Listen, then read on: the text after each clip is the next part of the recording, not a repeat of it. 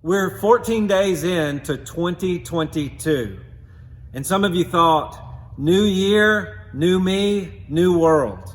Everything's going to change. Everything's going to be easier. You can see the light at the end of the tunnel, and here we are. And it's just more of the same. And for a lot of us, that can be depressing. And for many of you, you're trying to figure out how this year is going to be different. What's going to be different in your life? And you're confused and you're trying to find direction. Well, what hasn't changed is our purpose, why we exist in the world. And here at Ashland, we try to articulate it this way. We exist for the supremacy of Christ in all things, for the joy of all peoples.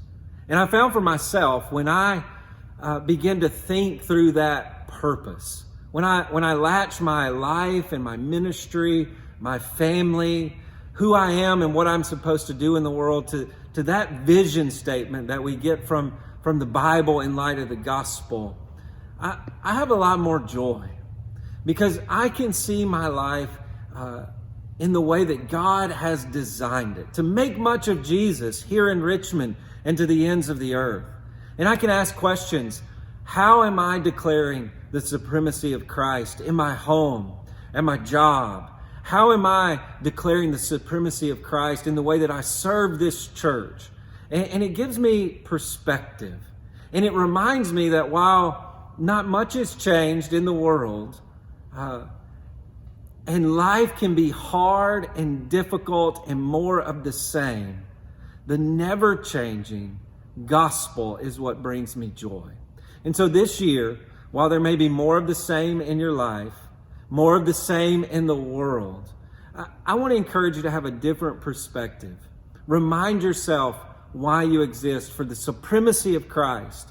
And how are you going to flesh that out in your home, in your life, in the context of our church? How are you going to give yourself over to that mission this year? I'm praying for you. And I'm praying that while that things may be confusing, while there may be a sense of frustration in your life as you head into this new year, that you will remind yourself that the gospel is true. And the way that you seek joy is by making much of Jesus, making Jesus supreme for the joy of yourself and for the joy of all people.